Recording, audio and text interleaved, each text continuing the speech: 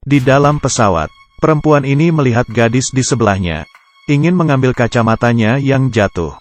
Tapi, ekspresinya tiba-tiba berubah. Karena, dia melihat di belakang gadis itu. Tiba-tiba muncul bayangan hitam yang mengerikan. Ini menjelaskan, sebentar lagi gadis itu akan mati. Dia membalikkan kepala lagi.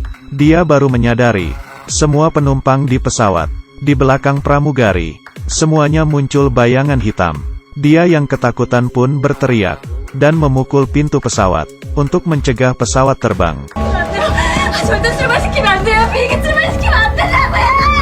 Tapi akhirnya, dialah, yang dianggap perusuh, lalu mengeluarkannya dari pesawat, dan pelan-pelan melihat pesawat itu terbang.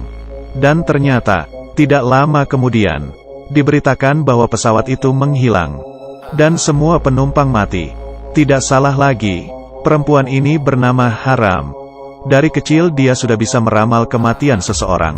Hingga saat ini, bisa melihat kejadian kematian itu. Tetapi kemampuan melihatnya itu, tidak ada gunanya sama sekali.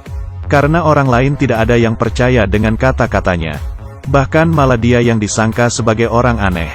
Sangat cepat, Haram ditangkap dan dibawa ke kantor polisi. Polisi mencurigai dia ada hubungannya dengan hilangnya pesawat. Tanpa pilihan apapun, Haram hanya bisa mengatakan kemampuannya. Tetapi polisi sama sekali tidak percaya. Di saat itu, seorang wanita berlari datang, dan tidak hati-hati menabrak Haram. Di saat itu, Haram melihat, tidak lama kemudian, perempuan itu akan dikurung di dalam kulkas. Tetapi, polisi mengira dia sedang mengatakan omong kosong.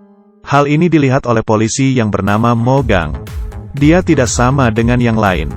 Kemampuannya si Haram, menurutnya itu sangat menarik. Keesokannya, penyebab pesawat hilang itu telah ditemukan. Yaitu karena adanya kerusakan pada pesawat. Haram pun akhirnya dilepas. Perjalanan pulang ke rumah, seorang pria sedang berdiri di atas jembatan. Haram pun mengatakan, orang itu akan segera mati. Tapi Mo Gang tahu, orang ini selalu datang dan pergi di jembatan ini. Sudah ribut selama 2 tahun. Tiap kali hanya menakut-nakuti saja. Dia mengatakan pria itu tidak akan lompat. Tapi dia salah. Kali ini, pria itu beneran lompat ke bawah.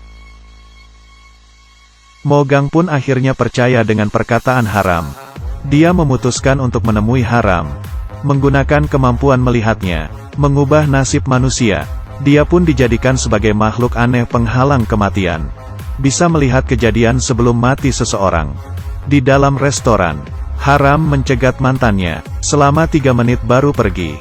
Tapi malah diperlakukan seperti belit oleh mantannya. 너만 보면 재수 없어. Dan ternyata, baru keluar. Iya benar, dari awal tidak ada yang percaya dengan kata-katanya. Tapi akhirnya, Mo Gang percaya. Jadi, Haram memutuskan, menggunakan kemampuan khususnya untuk menolong orang. Dia melepaskan kacamata, memotong poni, berjalan di jalan untuk mencari target. Dengan cepat, dia sudah melihat seorang wanita yang akan mati. Tetapi wanita ini mati karena penyakit. Jadi dia tidak bisa menolong. Selanjutnya, dia melihat lagi seorang pria, akan disandera di dalam mal, dan terkena tembakan. Dia dengan cepat mengikutinya, memperingati si pria, jangan pergi ke mal, kalau tidak akan terjadi hal yang buruk. Tetapi pria itu tidak percaya. Haram hanya bisa memikirkan cara lain. Dia mengeluarkan 100.000, ingin pria itu untuk tunggu di dalam kafe. Jangan kemana-mana, tapi pria itu malah tidak mau. Terakhir, Haram sengaja mengganggu si pria, dan melukai dirinya. Sang pria ingin kabur, tetapi ditangkap oleh Mo Gang. Dengan begini, pria itu karena memukul orang ditangkap ke kantor polisi. Tetapi, masalah belum berakhir. Penjahat tidak tertangkap, dan masih ada orang lain. Haram berdasarkan bayangan yang dilihatnya, menemukan tempat dan waktu kejadian. Dan, wanita yang mencurigakan di keramaian. Mereka menemui perempuan, dan mengetahui, karena berubah hati, pacarnya pun keluar dari tentara. Jadi kemungkinan saja penjahat itu adalah pacarnya. Kemudian, mereka menyuruh sang perempuan untuk mengajak ketemuan pacarnya. Lalu tunggu dan lihat, sang pacar pun ditangkap. Setelah keluar dari kantor polisi, hati Haram bingung. Yang aneh adalah, orang yang ditangkap jam tangannya di sebelah kiri. Tetapi penjahat yang dilihatnya, memakai jam tangan di kanan. Hal ini, masih saja belum selesai. Setelah Haram pergi, telepon di kantor polisi berbunyi. Itu adalah HP pria yang di dalam kafe.